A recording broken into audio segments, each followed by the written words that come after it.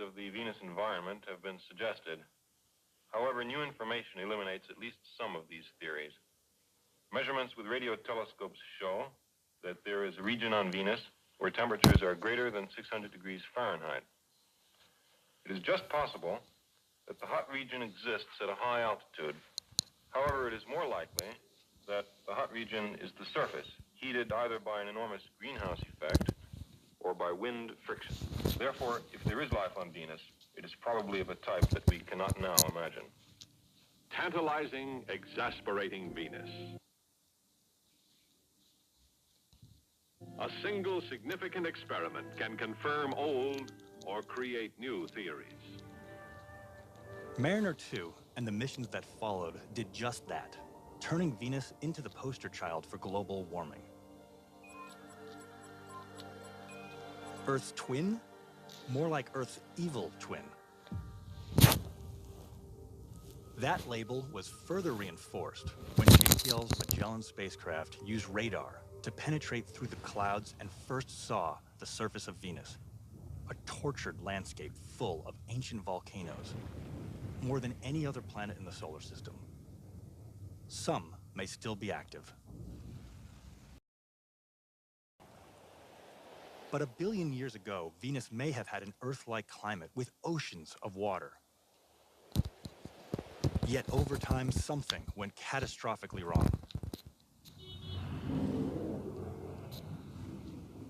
Volcanoes may have played a role in creating this hellscape that is today's Venus.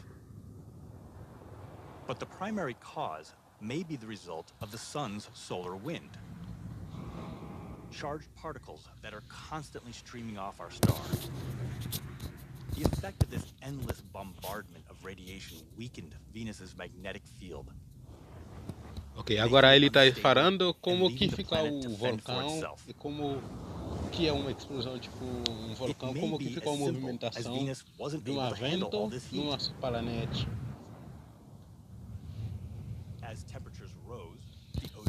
Quando tem um tempo, como que ficou a natureza, como que ficou o vento, como que ficou o movimento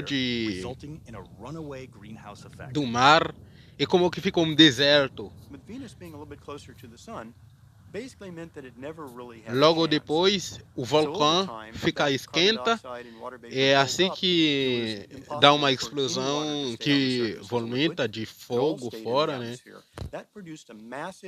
Greenhouse atmosphere that produced a tremendous amount of warming, probably warming even greater than what we're seeing today with surface temperatures around 950 Fahrenheit.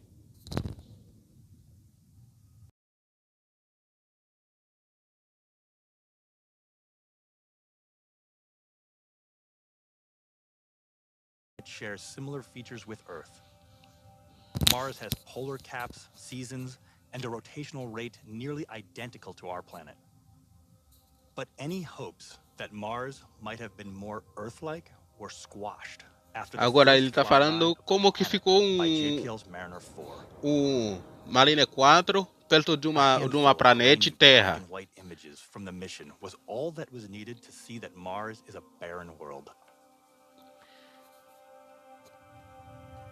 Assim ele mostrar como que ficou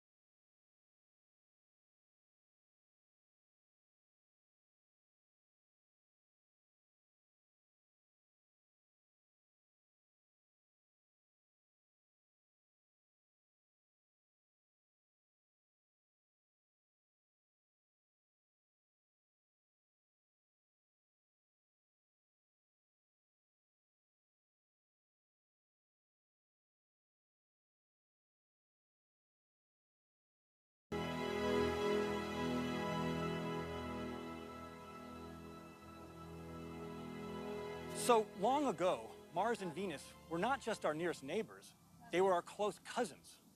Today, Mars is in deep freeze, and Venus is a furnace. Sobering examples of how a planet might flip from paradise to hell. Are we just lucky that Earth resides in a Goldilocks zone where it's not too hot, not too cold, but just right? That's part of the explanation. But there's also the delicate and intricate balance of interactions taking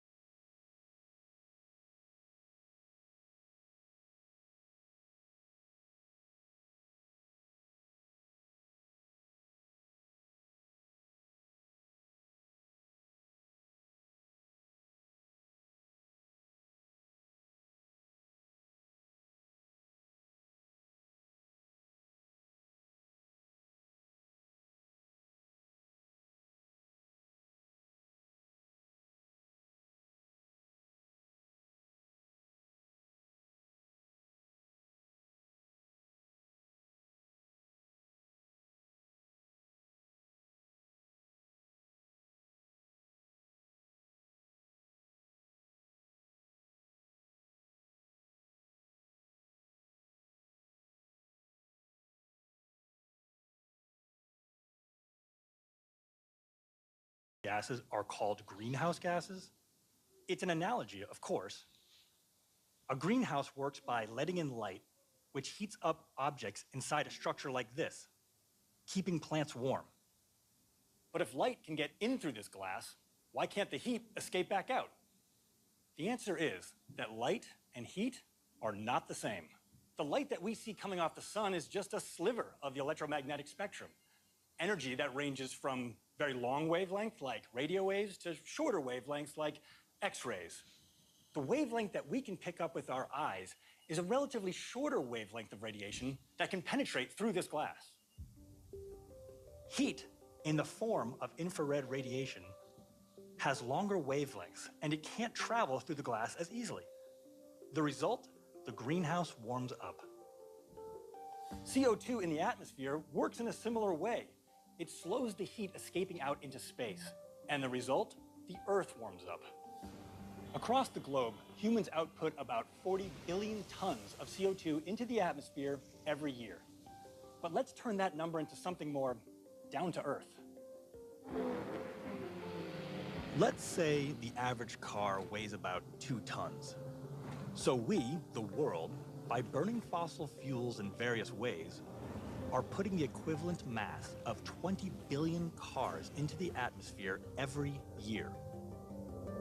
And the lifetime of CO2 in the atmosphere, hundreds of years. With nearly every passing year, the level of CO2 is rising. In 1950, Essa aqui tá falando de temperatura, tipo como que subir a temperatura e quando que baixa, como que fica a natureza, como que fica.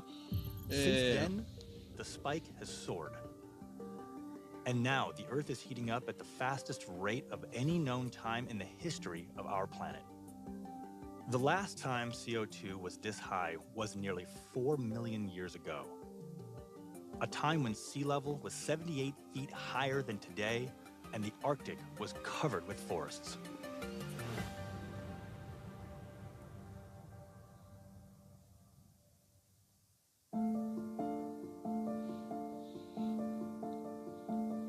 Presta atenção, gente, presta atenção para The vocês importance of conseguirem CO2 entender and bem. other greenhouse gases was not lost on scientists at JPL.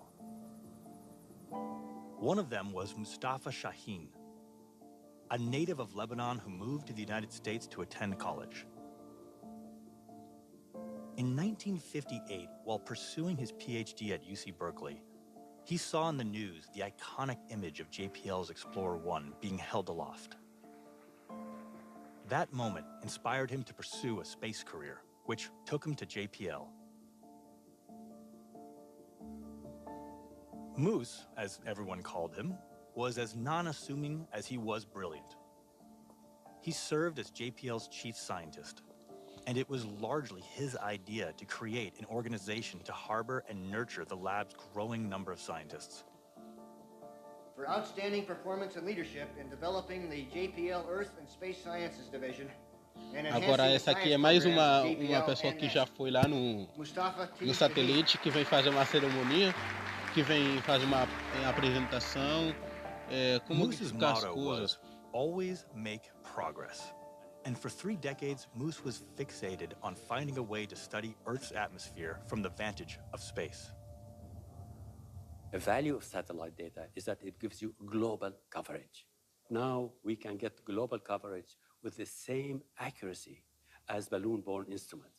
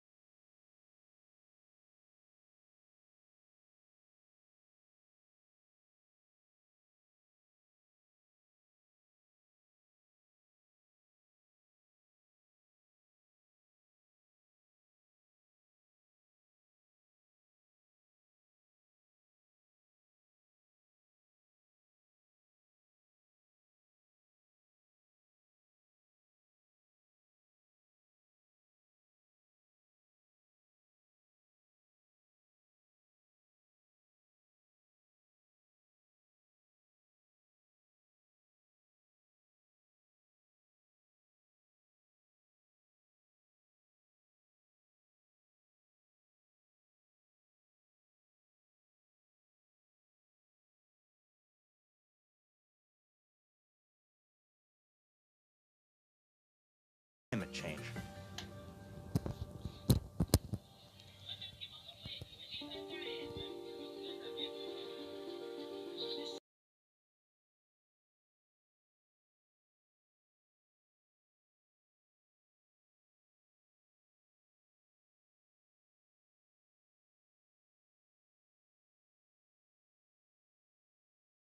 Humidity.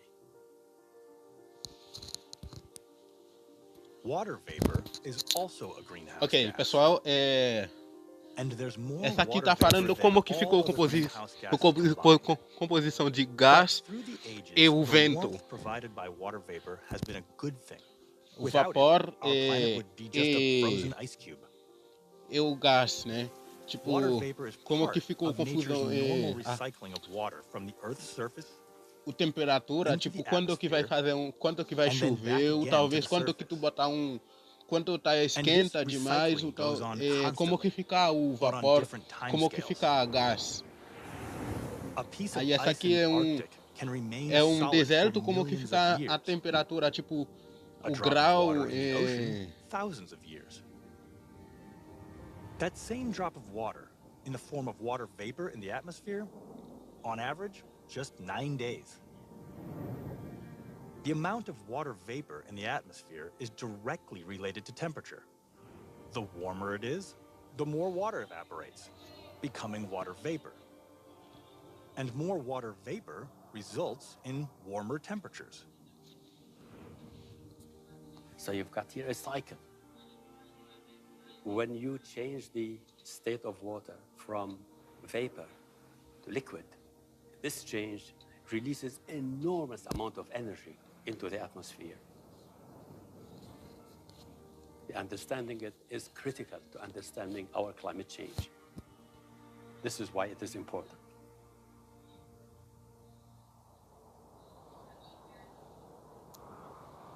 At any one time, the atmosphere contains over 37 billion gallons of water vapor, which contains an astonishing amount of energy. And all this water vapor doesn't disappear into thin air. It is constantly transforming back into water, ice, and snow, which rains down on us. Often in the form of storms that are becoming more frequent and more severe.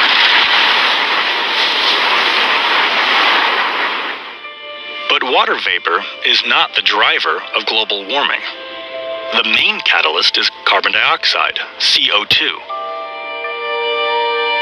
And Moose wanted to tease out of the air's data the signature of CO2 and other greenhouse gases, which he nicknamed the culprit. But detecting CO2 from the data proved an enormously difficult task, what his team likened to unscrambling a scrambled egg. So the problem here is looking at a set of data with the information you want, but the noise is so high that what you are looking for is within the noise. The unscrambling of a scrambled egg. That difficulty was thought of as unsurmountable. But just 4 years after the launch of AIRS, the insurmountable was surmounted. The culprit, Moose declared, had been coaxed out of hiding. We've done it. Now we are looking at climate. This is the first global map showing the distribution of carbon dioxide around the world as seen from Earth orbit. It clearly shows a distinct pattern of high carbon dioxide in the northern hemisphere, which was consistent with predictions made by climate modelers. Methane, another greenhouse gas, is seen here having a global distribution similar to that of CO2. Here, carbon monoxide, which is not a greenhouse gas, can be seen being created by the burning of forests in the Amazon. The gas then makes its way across the Atlantic. Fires in Africa can also be seen. This animation is composed of nearly 6 years of AIRS' first observations. The overlaying of the up and down curves are CO2 measurements made from the ground that correspond to the seasons. It is a way of showing how the Earth breathes. Note the steady march of CO2 upwards. The map continues to be updated, all showing a constant increase of CO2.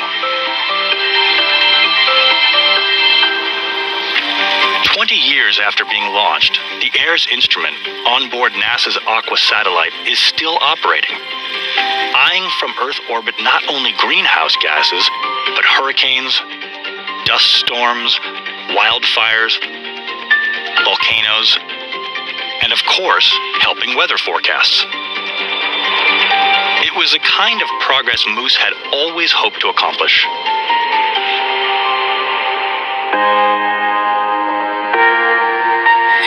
It is like having worked for an idea. And I had doubts, my colleagues had doubt, but 30 years later, the idea works. And this is the great sense of happiness, of satisfaction I get and my colleagues get out of airs, that a concept that we worked on for 30 years worked, and worked very well. This is great.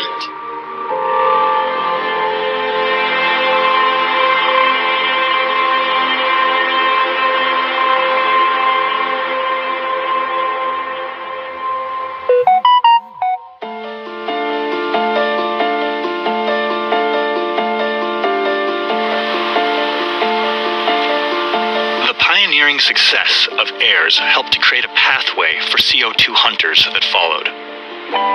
Here at JPL, a handful of scientists plotted out a new mission, the Orbiting Carbon Observatory, or OCO. It was envisioned as an instrument to fly on a spacecraft devoted solely to measuring carbon dioxide.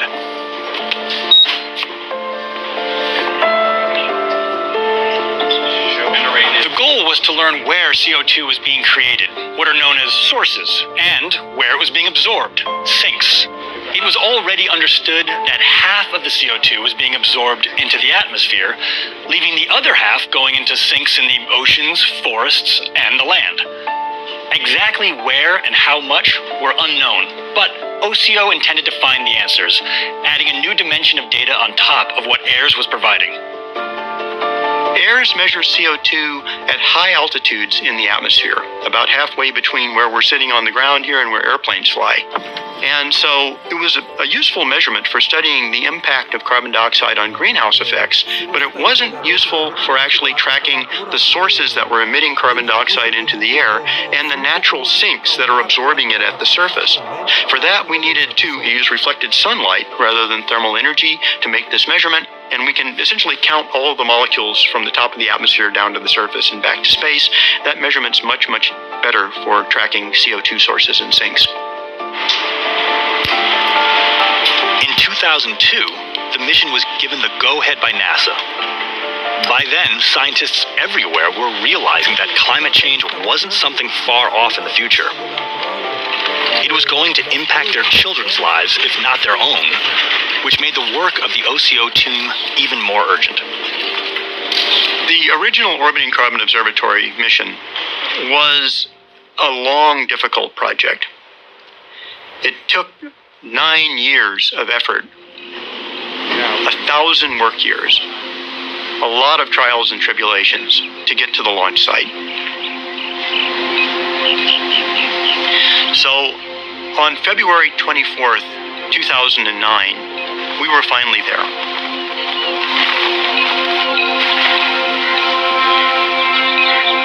Check 130, verify all nays armed is digital armed. Check 131, RCLC, send range status, alert signal, and verify. It was indeed a beautiful evening.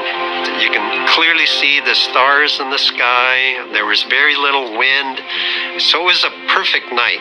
The air was just filled with excitement. RCLC, step 132. So we went through the manuals and made all our final checks, and I gave the go-ahead, saying that, yeah, OCO is ready to launch, and I remember the countdown being given, 10, 9, 8, 7, 6, 5, 4, 3, 2, 1, 0. Liftoff of the Taurus rocket with OCO, tracking a greenhouse gas in seek of clues to global warming. All of your senses are heightened, your emotions are running on overdrive. All of those years' work is finally leading up to this culmination. We could hear the rumble inside of the control room. DVC is nominal, attitude nominal. We're not just glued to our chairs, but also glued to the monitors. 0 TVA initialized, pressure nominal. Expecting stage 1 ignition in approximately 5 seconds. It was a beautiful launch. Vent cover jettison. Stage 0 burnout, stage 1 ignition, stage 0 separation.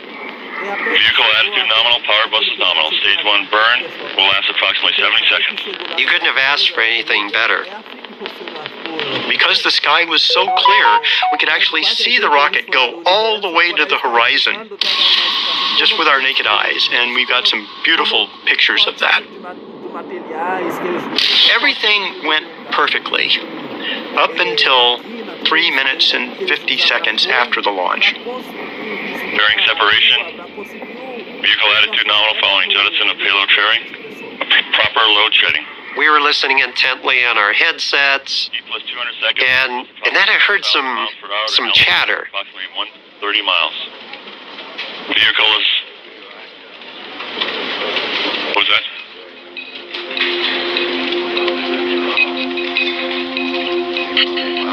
But I was also looking at the screen. The animation was still showing everything was fine, but my eyes were telling me one thing, but I was hearing something different.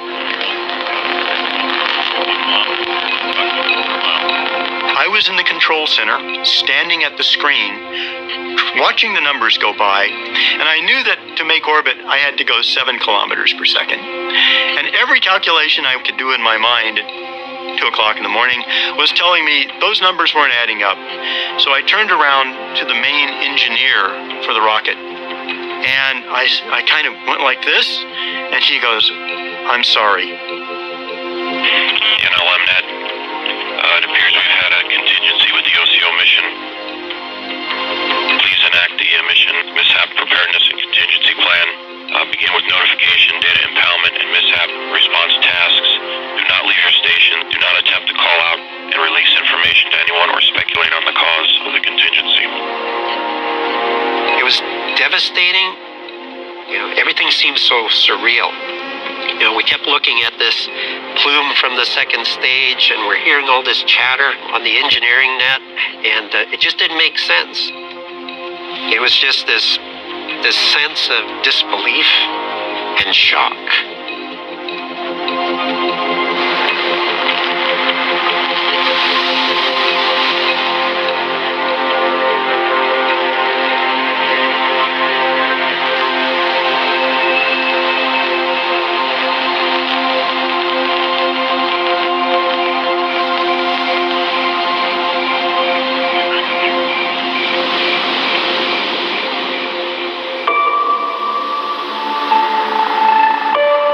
NASA's orbiting carbon observatory satellite failed to reach orbit after its 1:55 and 31-second launch time liftoff from Vandenberg Air Force Base. It only took a few hours to determine what had happened. Preliminary indications are that the fairing on the Taurus XL launch vehicle failed to separate. The fairing is a clamshell structure that encapsulates the satellite as it travels through the atmosphere. The fairing, the pointy end on the rocket, was supposed to open up. That didn't happen. The mechanism that was supposed to open the fairing failed, malfunctioned. And so the fairing stayed on the rocket. Instead of reaching orbit, the spacecraft, still encased in the fairing, re-entered the atmosphere and fell back to Earth. It was like losing somebody you've loved. It was that emotional for all of us. But I would say 24 hours later, those emotions turned into a resolve.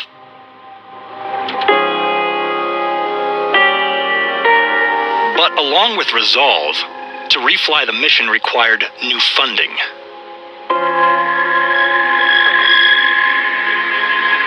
This was not an easy time to try to go back and refly a mission that you had just lost. We had just dropped $250 million in the Indian Ocean. We were going to go to Congress and the White House and say, can I have some more money to do it again? This is hard to do at any time, but it was especially hard to do in February of 2009 because we were in the depths of the greatest recession since the Great Depression. It took a year to get the NASA funds to rebuild the mission, which was named OCO-2.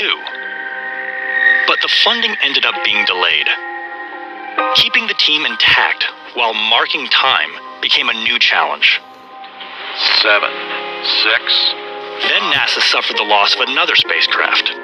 The Goddard Space Flight Center's Glory mission, like OCO, was launched from the same launch site on the same type of rocket. We are at T plus 300 seconds. The vehicle speeder is indicating underperformance. And met the same fate for the same reason. Which is expected due to a fairing not separating. The loss of Glory caused further delays for the launch of OCO-2. Do not leave your stations until release. Do not attempt to call out and release information to anyone.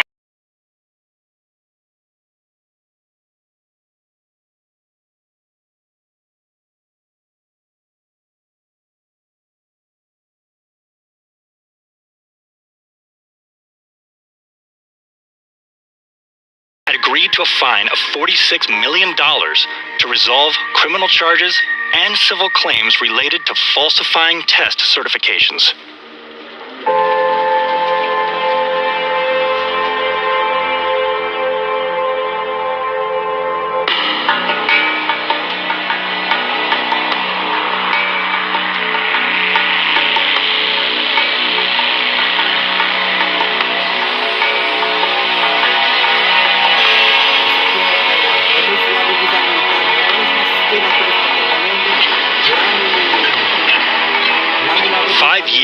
After the loss of the first OCO spacecraft, the second orbiting carbon observatory was sitting on the launch pad. 330,000 pounds. At T-minus 1 hour, 38 minutes, 8 seconds and counting, this is Delta Launch Control. We knew we had built an OCO-2 that was going to work, and I felt a lot of excitement. It was a beautiful launch, but it was a one that we didn't see. On this night, Vandenberg Air Force Base was fogged in. Not that anyone really cared, for OCO-2 would be treated to a perfect ride. 2, engine start. 0, lift off of the Delta II rocket with OCO-2, tracking a greenhouse gas in seek of clues to climate change. So I remember one of my colleagues saying, "Hey, wow, that was one of the best launches I never saw." Good chamber pressure in the 3 solids, good symmetrical burn. 22 seconds in, still looking good. Good chamber pressure on the second stage. Standing by for fairing jettison.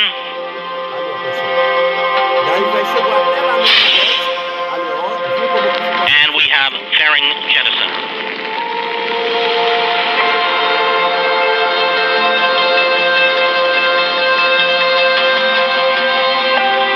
Standing by for SECO 1, standing by.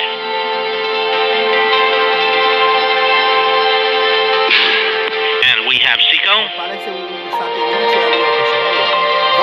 I mentioned to a lot of you that we wanted an opportunity to finally complete some unfinished business, with the loss of the original OCO mission, and we've taken the first step in that direction. Solar arrays did deploy, and we are power positive.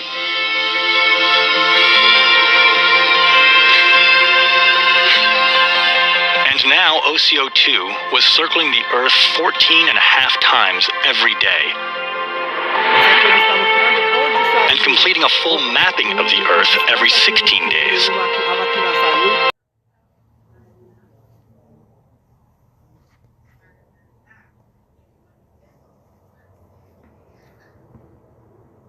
Agora ele está mostrando como que a máquina funciona, como que a máquina data. But OCO-2's challenges were not over. After calibrating the instrument, Scientists thought something was wrong. There was a problem when we recognized that the light signals of the glint data over the ocean were not nearly what we thought they should be. On the land, that data was looking really good.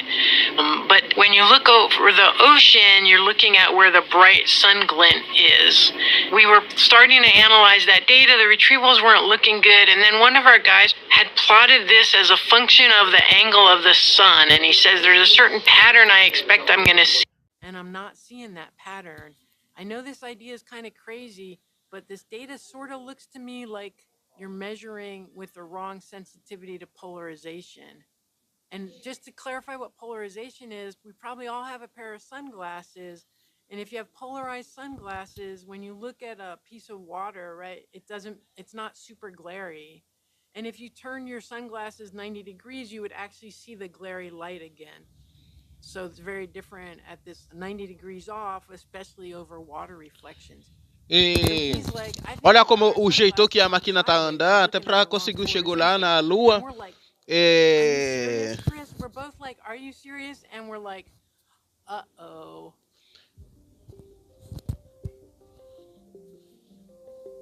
The problem was traced back to an error in the design of the science instrument, a flaw that could not be fixed with a spacecraft in orbit. This is where the engineering team again saved our bacon, and they found that, in fact, we could just fly our spacecraft a little bit angled. It was not such an angle that the sunlight wasn't enough, so the solar panel still got enough light. It wasn't 90 degrees to get that full sensitivity, but it was a third of the way there, and it actually increased the signal enough. In the end, right, I can make it all sound like, oh, simple solution, rotate your spacecraft. There was a lot of angst between, I think our sensitivity is different, and here we go with our little rotated spacecraft. But yeah, wow, that was quite a start of a mission. But essa aqui é dentro do laboratório, como que ele está mostrando o laboratório e o sistema que eles was delayed for more than a year, forcing the spacecraft to be put into storage, and that had unforeseen consequences. While we were in storage,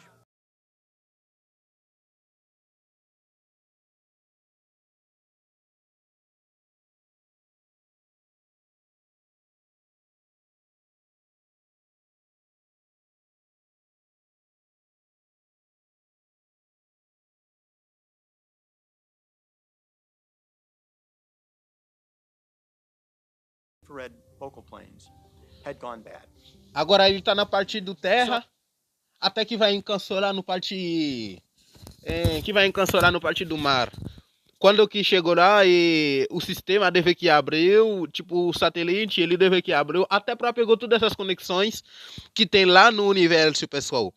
E o seguinte também, lembrar o jeito que ele está agora não é um jeito normal, porque não chegou no limite que ele precisa até para abrir todas essas coisas, para abrir até o pano sol, para conseguir encançar a energia, para conseguir arrumar todas as coisas que é o padrão dele mesmo, né?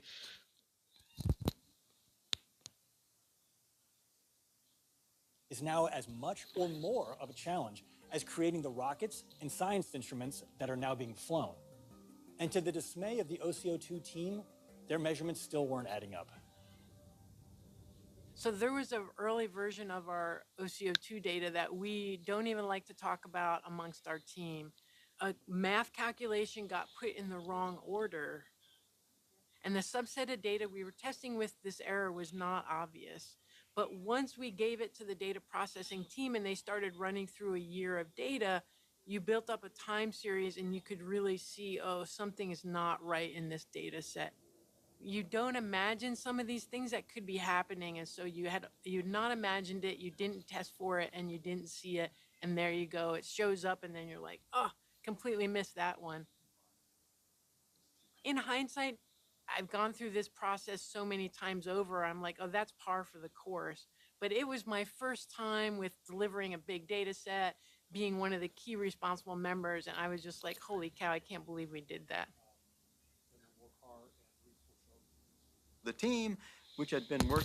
Pessoal, deixa seu comentário aqui, não fica na dúvida, pessoal, não fica na dúvida, deixa o seu comentário aqui, deixa seu likezinho aqui também para pessoal, para ajudar eu no jeito que pode. É assim também para nós conseguirmos encaixar as coisas para você não perder nada. Você que vai seguir com nós hoje mesmo, não esquece, faz o seguinte, aperta o botão de notificação para você não perder nenhuma das lives que nós vamos fazer. E tem mais coisas que é incrível que nós vai trazer para você, pessoal.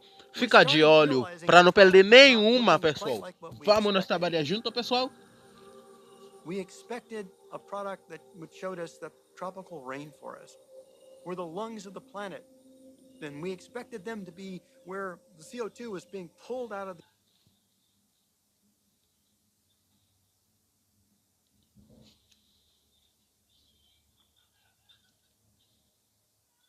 atmosphere by those marvelous trees and agora ele está falando como que fica a atmosfera. Como que ficou a atmosfera? Tipo, ele está falando de temperatura, como que ficou às vezes um pouquinho frio e um pouquinho quente.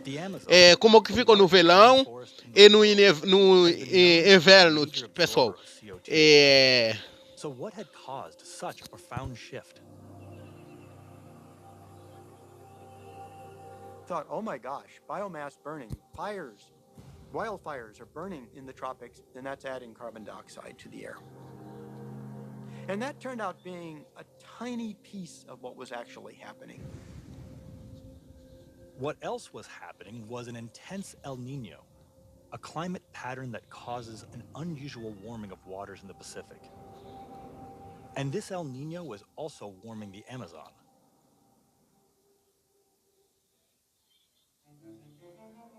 They had been going through years of drought. And the extra drought and heat associated with the El Nino just basically shut the trees down. They stopped photosynthesizing. They stopped even trying to grow. And because of that, they stopped absorbing carbon dioxide like they usually do. But that was just the Amazon. In Africa, they had plenty of rain. But it was incredibly hot, the hottest temperatures they had seen. Plants actually absorb carbon dioxide through photosynthesis. Essa aqui ele está falando de vapor, como que fica o vapor no atmosfera, como que fica a temperatura, pessoal. Tem composição de gás e vento. Pessoal, quando nós estamos olhando aqui, tu viu, tem 20 quilômetros e tem, começa de 5 a 10, começa de 5 a 20 quilômetros. Como que ficou o vapor, como que ficou o gás, pessoal. Essa aqui que nós estamos olhando que ficou amarelo, pessoal, e que ficou azul, é uma composição de gás e vento, pessoal. But that had not happened. Instead, for some reason, CO2 was being absorbed someplace else. But where?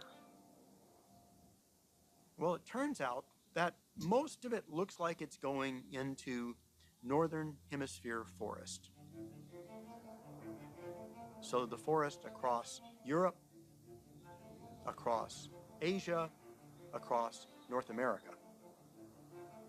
So we're still tracking that down because it's not going into those forests uniformly. Some of those forests are burning down. You hear about the giant fires. Agora ele está mostrando como que pegou fogo no floresta, como que pegou fogo no mato, pessoal. Tudo isso daqui é uma negócio de fogão, de vulcão. Aí quando o vulcão tá perto, ou também quando tem o verão, tipo, tá muito esquenta, essa aqui. Aí quando tá muito esquentado, aí ficou esquenta as pedras que tá lá na montanha, né? Ficou esquenta, aí eles vêm bater junto, assim que eles dão fogo no mato. Às vezes quando nós enxergamos, nós tem mato que pegou fogo, tem árvore que estava perto da montanha que pegou fogo, tem um lugar que pegou fogo, aí tudo isso é no momento que tem calor, que tá muito esquenta, o sol tá muito baixo, é assim que fica, pessoal. Scientists do not know how long the northern forests will be able to carry the burden of absorbing CO2. But we do know more about the health of forests, thanks to OCO2. That's because scientists have been able to tease out of the data the fluorescence of plants. This faint glowing, invisible to the naked eye, is a natural part of the healthy photosynthesis process.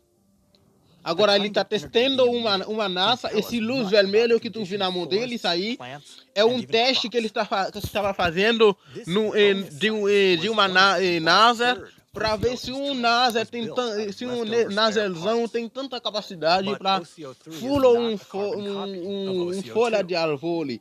E o seguinte também, ele está mostrando o material, o câmera que está embaixo, o sistema que está embaixo de uma satélite, como que é a conexão, como que anda os motores, como que é a movimentação. Aqui, se nós enxergar aqui, tu vai ver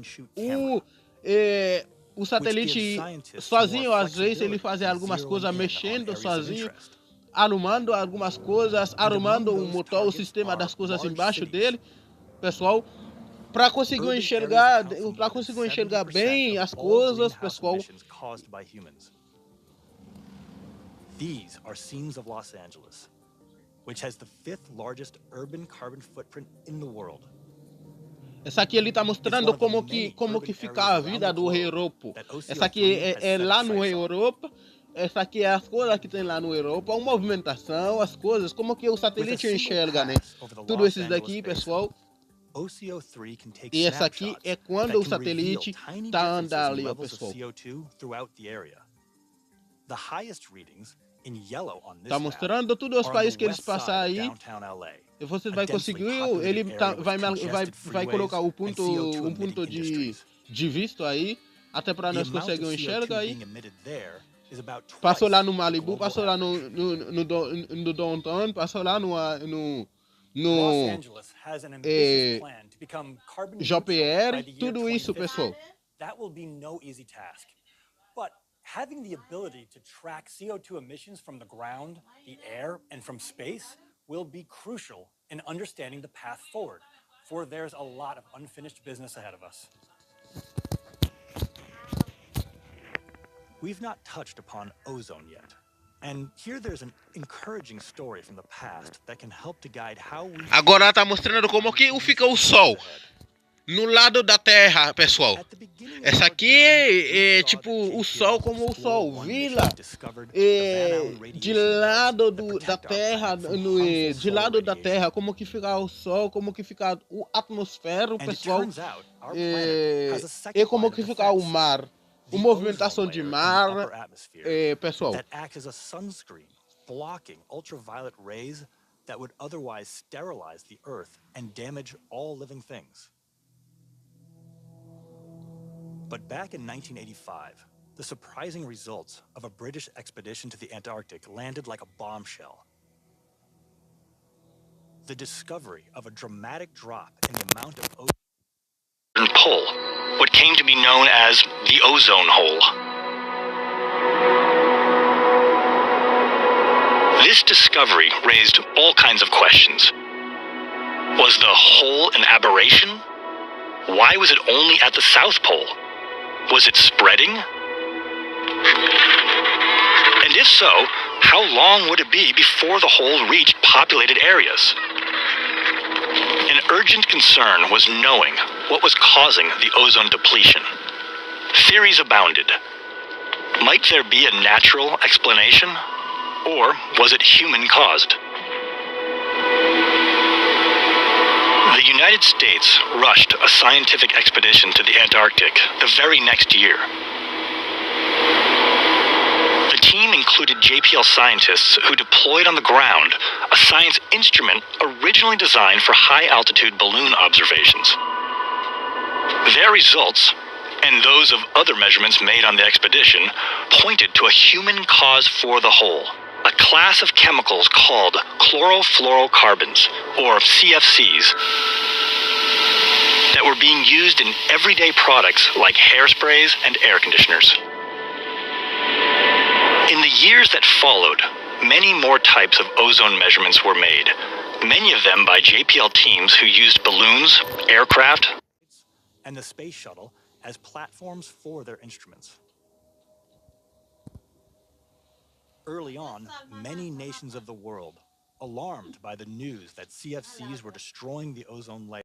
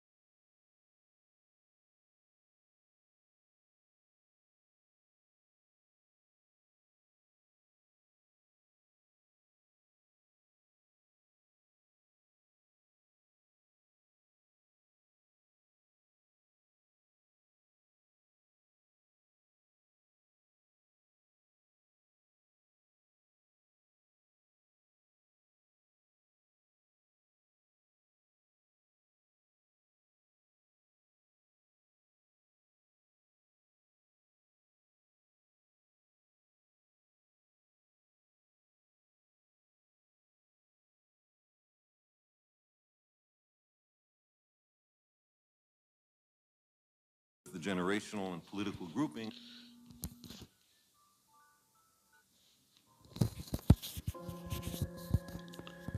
The solution to these problems Agora ele tá mostrando como que tá a the população. planet and the future, because we are all in this greenhouse together.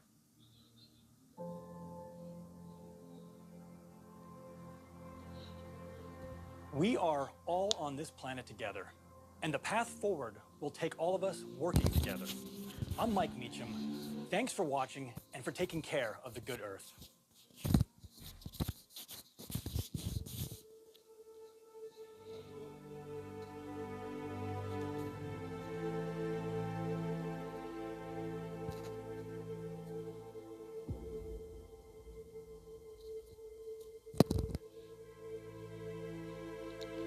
Ok, pessoal, aqui, é por aqui que nós vamos botar um filme na nossa live hoje. Mas eu fico feliz para cada um de vocês que estava aqui comigo e que ficou até o final, pessoal. Fica ligado, aperta o botão de notificação para você não perder nenhum vídeo, pessoal. Eu fico grato, muito feliz para vocês que sempre ficará comigo. Cada vez que eu entro, cada vez que eu fico ao vivo aí, você sempre fica comigo, pessoal. Muito obrigado, muito obrigado. Até mais, pessoal. Para mais um outro vídeo aqui